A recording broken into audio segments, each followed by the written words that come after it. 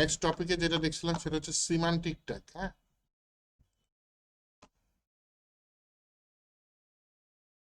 তো semantic tag যদি দেখি, সিমান্টিক ট্যাগ কি এখানে কিছু দিয়েও দিছি, হেডার নামে ট্যাগ আছে, নেভ নামে ট্যাগ আছে। তো জিনিসটা বলি, সিমান্টিক ট্যাগ কোত্থেকে আসলো, কিভাবে আসলো। আমার নতুন ফাইল নেওয়ার দরকার নেই, এখানেই আমি উদাহরণ দিয়ে দিই। হ্যাঁ, এখন আমরা তো সুস্থ সবল মানুষ আল্লাহর রহমতে। মাঝে মধ্যে দেখা যায় আপনার ওয়েবসাইটে এমন মানুষ আসছে কি হয়তো চোখে দেখে না, অথবা কানে শোনে না, অথবা প্রতিবন্ধী। হ্যাঁ, তারা কি করে, আপনার ওয়েবসাইটটা অ্যাক্সেস করার জন্য হয়তো থার্ড পার্টি কোনো অ্যাপসের সহযোগিতা। তো মনে করেন একজন অন্ধচক্ষু, সে কি করে, মাউস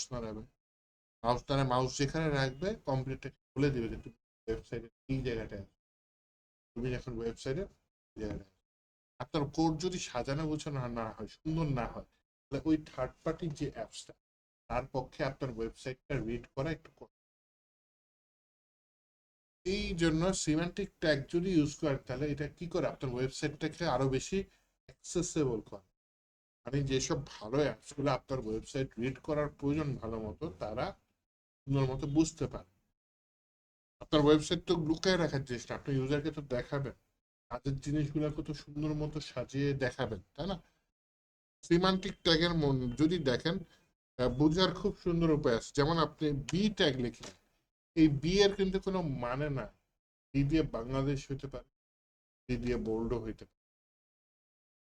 আই ট্যাগ লিখলেন, আই ট্যাগে ইন্ডিয়া হইতে পারে, ইটালি হইতে পারে, ইটালি হইতে পারে। কেমনে বুঝবো, তাই না?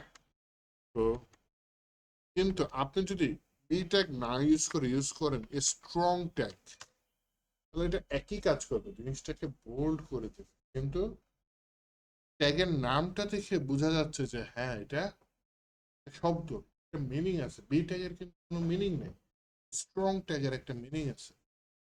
থার্ড পার্টি যে অ্যাপ, সে ভালো, তবে এই জিনিসটা জোর দিয়ে বলা হয়েছে। ঠিক তেমনি আপনি একটা ওয়েবসাইটে একটা সেকশন আছে, আলাদা ভাগ আছে, আপনি ইউজ করলেন ট্যাগের নাম সেকশন, তখন তো বুঝলো সেকশনের ভিতরে আবার ভাগ আছে। এইটা একটা খুব বেশি ইউজ হয়, দেখবেন যে আমি এটা একটা ইউজ করেই যাচ্ছি, হচ্ছে ডিভ। এটা একটা সিমান্টিক। ডিভ মানে ডিভিশনের। আবার মনে করেন উপরের সেকশন, এইটা আপনি নাম দিতে পারেন হেডার। তার মানে কি, হেডার একটা এচটিএমএল ট্যাগ, ডিভের মতো কাজ করে। এটা বোঝাচ্ছে যে এই সেকশনটা হেডিং এ আছে, উপরে আছে। আবার মনে করেন ওয়েব পেজটার শেষ অংশে আপনি, তাহলে আপনি একটা ট্যাগ ইউজ করলেন কি, ফুটারের ভিতর আপনি আবার আপনার অফিসের ঠিকানা দিলেন, ট্যাগ ইউজ করলেন কি, এই সেকশনের ভিতরে একটা মূল অংশ আছে, আপনি সেই মূল পার্টটা, ওয়েবসাইটের মেইন পার্টটা, সেটা রাখলেন মেইন নামে একটা ট্যাগের মধ্যে। মেইনের মধ্যে মনে করেন 10-12টা সেকশন থাকতে পারে, সমস্যা আছে? তাহলে হেডার পাইছি, ফুটার পাইছি, মেইন সেকশনও পাইছি। সেকশনের মধ্যে ডিবির মধ্যে আর্টিকেল থাকতে পারে না? পি ট্যাগ দিয়ে পাকিস্তানে তো বুঝাই, পি ট্যাগ দিয়ে প্যারাগ্রাফ বুঝাই। পি ট্যাগের জায়গায় কি লিখতে পারেন, আর্টিকেল লেখা যেতে পারে সব। হ্যাঁ,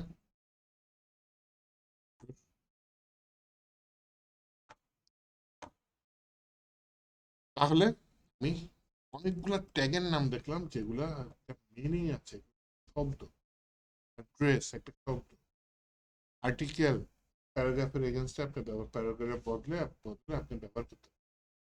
আইএমজি ইমেজ ট্যাগটা আপনি চাইলে আরেকটা ট্যাগের মধ্যে রেখে দিতে পারেন, সেটার নাম হচ্ছে ফিগার।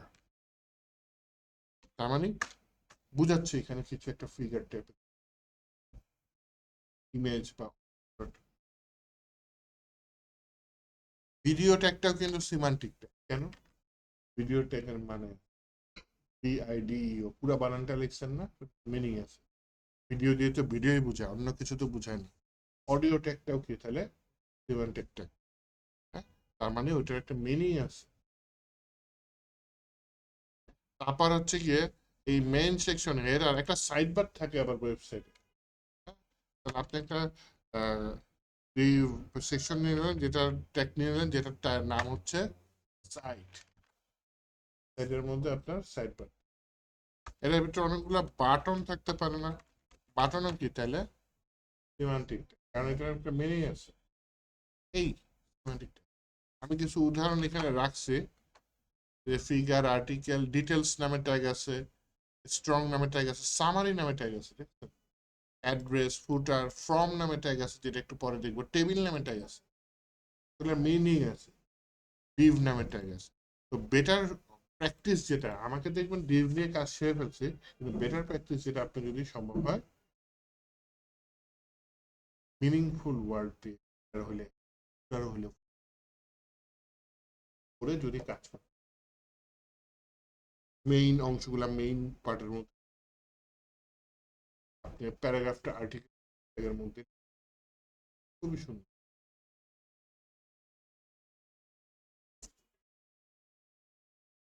এইটা এইভাবে করলে আর কি কাজের স্টাইলটা সুন্দর, ওইভাবে করলে হবে। এখান থেকে আমার তো ওই যে দেশের বাইরেও অনেক স্টুডেন্ট আছে, ওরা আবার বিভিন্ন জায়গায় শিখে, তো ওদের দেখছি যে সিমান্টিক টেকনিক টিচাররা রেফারেন্স করে কিন্তু আবার বড় বড় ওয়েবসাইট যদি আমি ইয়া করি কি ইন্সপেক্ট করি, রাইট বাটন ক্লিক করলে কি দেখা যায়, ওরা ডিপ দিয়ে আসে, ওই মেটা ট্যাগ ইউজ করে প্রচুর।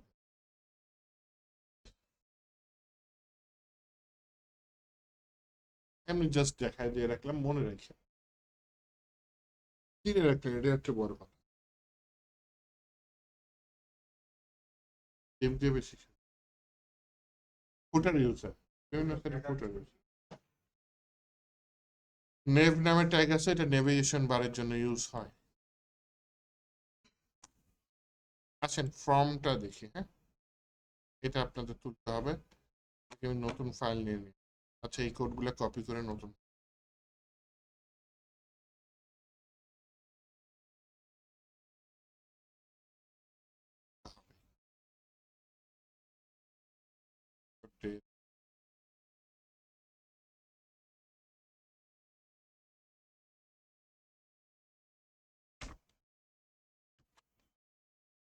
একই জানো,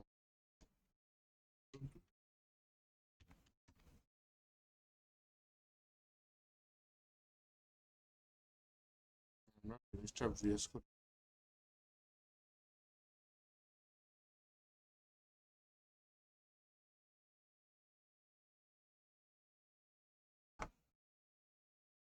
ফাইল নেই, ফাইলের নাম কি নেব, ইন্ডেক্স ডট এইচটিএমএল, তাই না?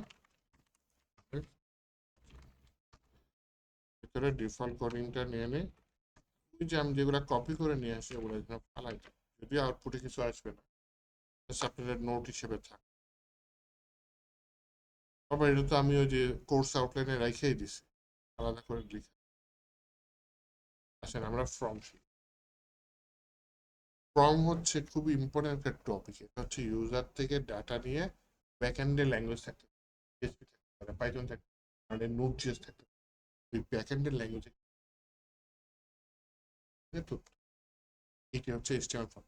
তথ্য কখন নেওয়া লাগে, লগ ইন করবেন, ইমেল অ্যাড্রেসটা, পাসওয়ার্ডটা, অথবা রেজিস্ট্রেশন করবেন, কি তথ্য নেওয়া লাগে, নাম, মেল, কি পাসওয়ার্ড ইউজ করবে সে, জেন্ডার কি, ডেট অফ বার্থ, এগুলো নিয়ে ফর্মের কাজ।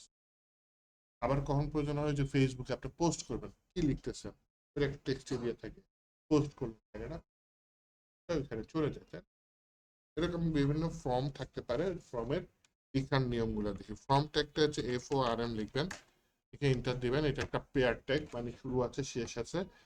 সবচেয়ে বড় ঝামেলার বিষয় হচ্ছে গিয়ে এটা দেখা যায় না, এটা শুধু নিয়ে যায়। তো এই যে অ্যাকশন আছে না, এই অ্যাকশনের ভিতরে ঠিকানা থাকে যে আপনার PHP ফাইলটা কই আছে, অথবা ব্যাকএন্ডের যে ফাইলে আপনি পাইথন হতে পারে, জাভা হতে পারে, ওই ফাইলটি কই আছে, ঠিক আছে?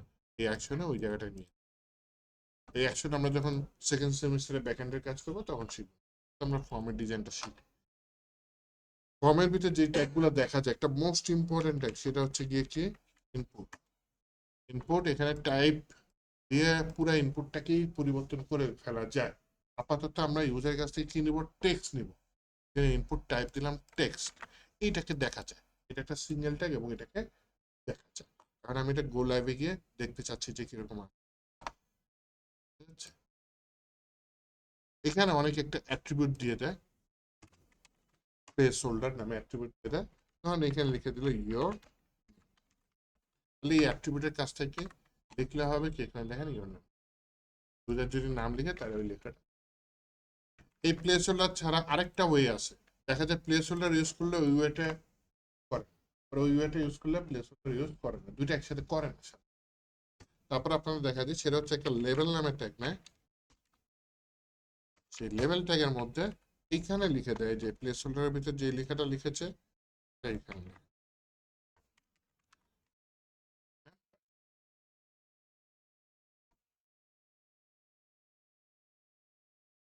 আর যে শেষ হবে আচ্ছা স্যার চিঠির জন্য বসে আছে, আচ্ছা একটু ধন্যবাদ, ওটা ছাড়ার প্ল্যান ছিল কিন্তু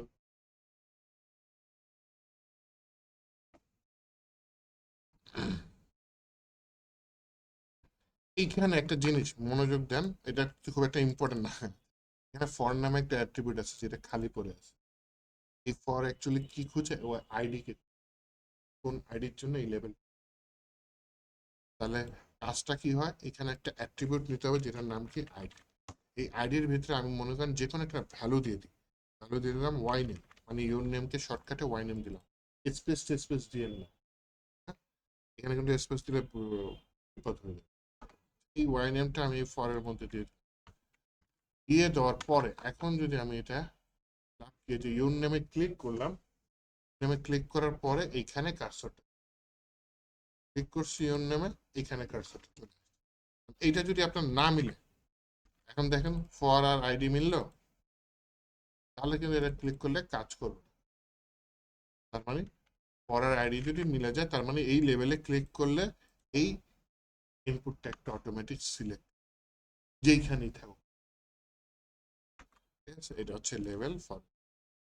এটা ডিজাইন করা যায় সুন্দর করে, আমি ডিজাইন করতে চাচ্ছি না, আমি পরে করে লেভেল। আবার যদি টাইপ করতে চাই অনেক কষ্ট করে টাইপ করতে হবে, আমি আপাতত প্লেস হোল্ডার দিয়ে কাজ সেরে দিতে চাই। হ্যাঁ, এখন এখানে ডুপ্লিকেট করলাম, ডুপ্লিকেট করে নামায় এখানে বললাম ইওর ইমেল। যেহেতু এখানে লেভেল নাই, তাহলে এখানে আইডির তো কোনো কাজ নেই, তাই না? তাহলে এখানে টাইপটা কি হবে, ইওর ইমেল হবে। আর কি কি আছে টাইপ, প্রচুর টাইপ আছে। ইনপুট টাইপ কি, পাসওয়ার্ড। হ্যাঁ, ইওর পাসওয়ার্ড। এখানে তো যে ব্রেক আছে, তাই না?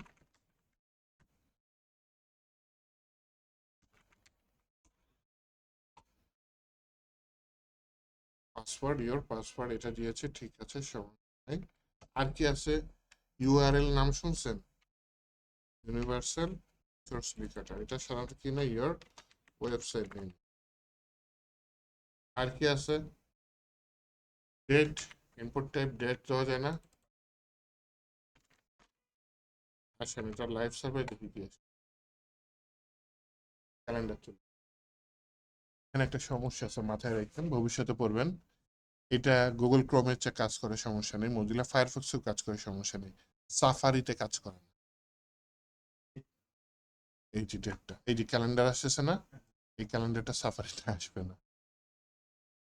হয় জাভাস্ক্রিপ্টে বানায় দিতে পারেন ক্যালেন্ডারটা, অথবা হচ্ছে গিয়ে, হ্যাঁ হ্যাঁ বসেন বসেন বসেন,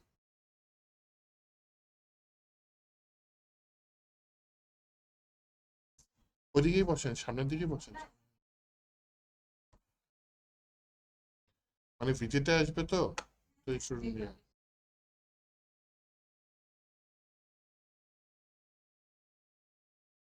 তাহলে এইটা যে আসবে এমন কোনো কথা নেই সাফারিতে। এখন আপনাকে জাভাস্ক্রিপ্ট দিয়ে করে দিতে পারেন, আর এখানে আপাতত প্লেস হোল্ডারে বলে দিতে পারেন যে ইওর ডেট অফ বার্থের।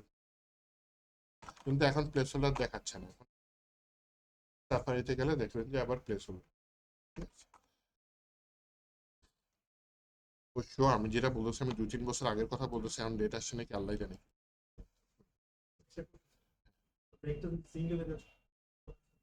ব্রেকটা যদি সিঙ্গেল দেন লেগে যাবে। ইউর ইমেল আর ইউর পাসওয়ার্ড আমি হয়ে গেছে না, এক লাইন দিয়ে আমি ডাবল ব্রেক দিয়েছি জন্য 2 লাইন। ইনপুট টাইপ টাইম আছে, ইনপুট টাইপ ফাইল আছে, এটা খুব লাগে। কখন লাগে বলতে পারেন? এখন ইমেজ আপলোড মূলত করা লাগে, প্রোফাইল পিকচার আপলোড করি বা ফাইল আপলোড, তখন ইনপুট টাইপ ফাইল দিতে হয়। এখানে প্লেস হোল্ডার আবার কাজ করে না, এখানে প্লেস হোল্ডার খেলে। ইনপুট টাইপ রেডিও আছে, চালাবেন চালান, ফ্যান চালান, আবার ফ্যান।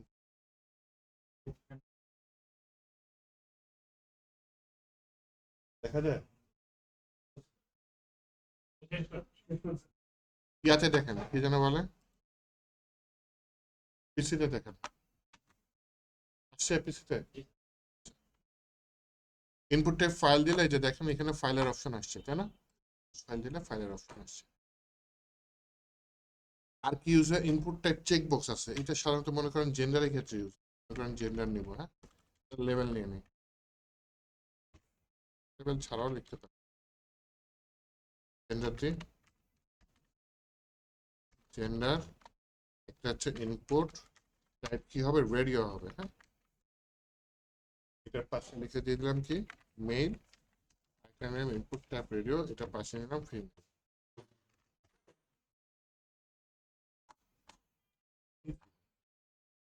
দেখেন দুইটা সিলেক্ট করা যায়, হচ্ছে এই যে একটা সিলেক্ট করে এখানে একটা অ্যাট্রিবিউট দিয়ে দিতে পারি, সেম অ্যাট্রিবিউট হবে নেম, এবার ভ্যালুটাও সেম হবে, কিন্তু কাজ করবে।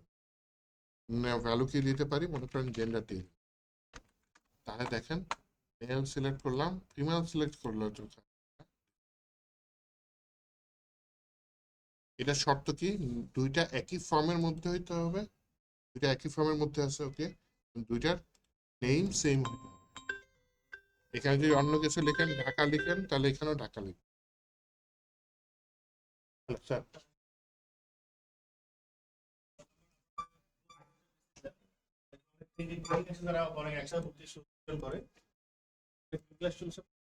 ওয়েব আমার 25 পিস করে আছে, খালি এই ল্যাপটপ সব থেকে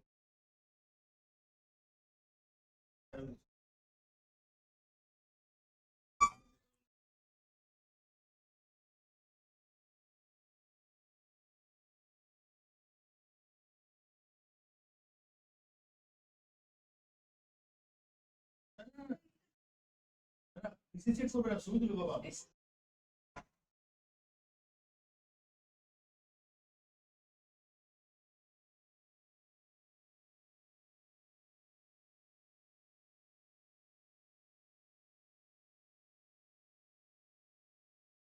ক্লাস হচ্ছে না, ওয়েব ডিজাইন। ওয়েব ডিজাইনের ক্লাস।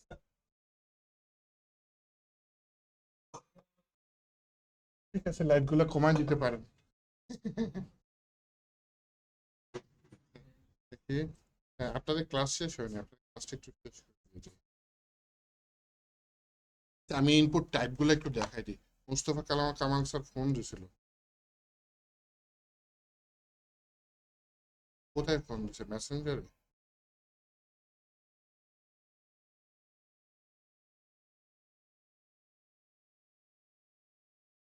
আচ্ছা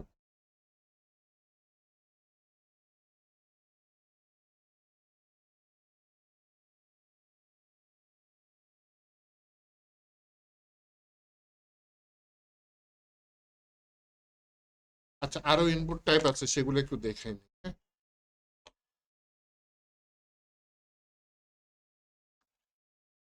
হ্যাঁ স্যার, ভিজিটে আসছিল, আপনার ফোন দিয়েছেন আর ভিজিটে ঢুকছে।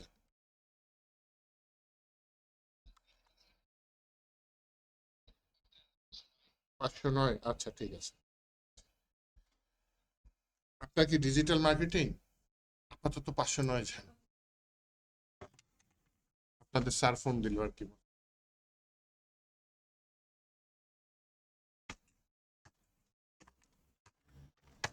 দেখেন স্কিলস দেখাই, আর এই জায়গায় অন্য কিছু হইতে পারে, ডাজেন্ট ম্যাটার। মূল বিষয় হচ্ছে ইনপুট টাইপ হচ্ছে এখানে চেকবক্স। আরেকটা জিনিস এখানে দেখেন ইনপুট টাইপ কি দিছি, আচ্ছা রেডিও, তাই না? এখানে এই মেলটা কিন্তু ব্যাকএন্ডে ইনপুটের বাইরে না, ইনপুট সিঙ্গেলটা। এখানে একটা অ্যাট্রিবিউট ইউজ করতে হবে যেটার নাম হচ্ছে আপনার ভ্যালু। এই ভ্যালুর ভিতরে যেই ডাটাটা থাকবে সেই ডাটাটা যাবে কার কাছে? এখানে ভ্যালুর ভিতরে আপনি লিখলেন, এখানে বাইরে লিখলেন ফিমেল, কিন্তু ভ্যালুর ভিতরে লিখে রাখলেন শুধু এফ, তাহলে ব্যাকএন্ডে কি যাবে? কিন্তু ইউজার কি দেখবে? আচ্ছা, বুঝাতে পারছি? আচ্ছা, এখানে নেম লাগে, কিন্তু নেম ইউজ করে কোনো লাভ নাই। কারণ এখন থেকে অনলাইনে যদি ফর্ম ফিল আপ করে না, সেখানে যদি দেখেন চেক বক্স, তাহলে বুঝবেন এটা মাল্টিপল অপশন।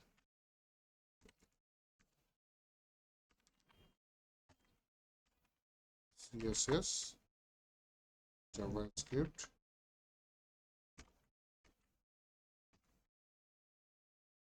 আর কি স্যারকে যদি বলতাম যে ফ্রন্ট এন্ড ওয়েব ডেভেলপমেন্ট, কিন্তু মুসিব ভাই ওয়েব ডিজাইন।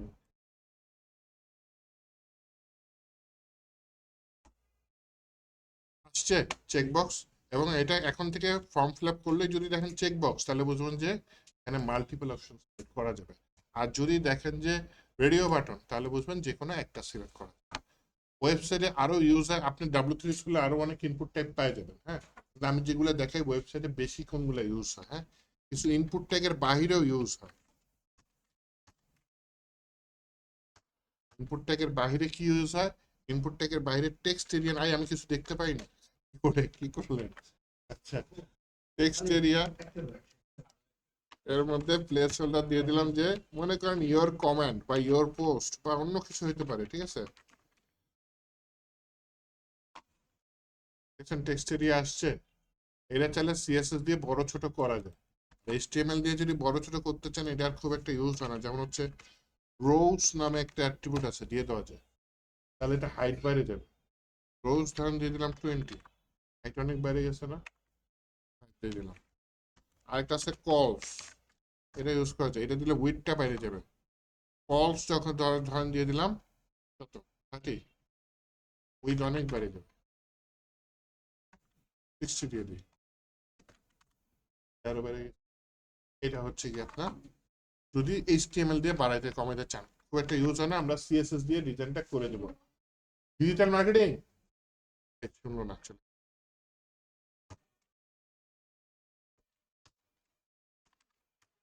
দুইটা ব্রেক ট্যাগ নিলাম, কারণ আমি আরেকটা ইম্পর্টেন্ট জিনিস দেখাতে চাই, সেটা হচ্ছে সিলেক্ট অপশন। এটাও ফর্মের ভিতরে প্রচুর ইউজ হয়। সিলেক্ট দিলাম, এর ভিতরে কি দিলাম? অপশন দিয়ে দিলাম। অপশনের ভিতর কি কি দিতে পারি? মনে করেন এখানে প্রথমটা লিখে দিলাম সিলেক্ট সিটি, এটা খালি রেখে দিলাম, হ্যাঁ।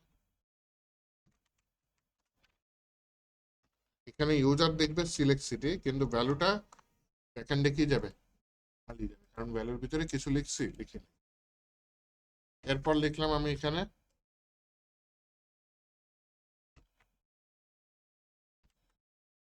এটাই কপি করে ভ্যালুর মধ্যে দিতে পারেন। আর যদি মনে করেন না ভ্যালুর ভেতরে শর্টকাট কিছু লিখবো, ডিএসকে লিখলেন, তাহলে পিএইচপি বা ব্যাকএন্ডের কাছে উঠে চলে যাবে। আমার দুই তিনটা নেই, ঢাকা কন্ট্রোল দিয়ে দিলাম অনেক। আচ্ছা, এই এটা দুটা হয়ে গেছে, তাই না? এই সিলেক্ট করলাম, তারপর কন্ট্রোল দিয়ে দিলাম, দুটা হয়ে গেল।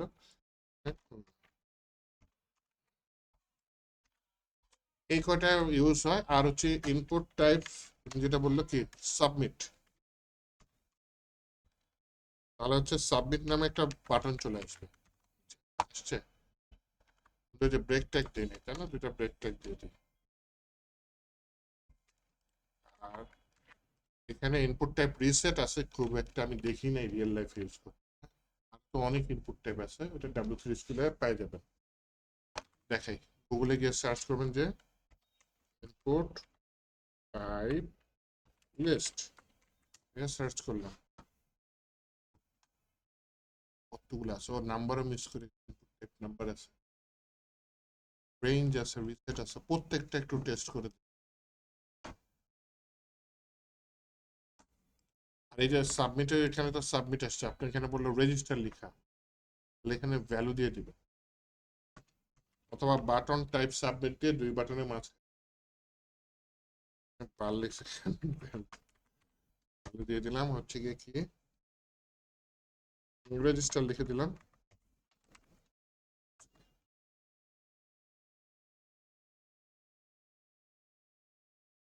তো এইটা আমি ভিডিও দিচ্ছি এবং এই ফর্মটা তৈরি করার কাজটা হোমওয়ার্কে দিয়ে দিই। করতে হবে নাকি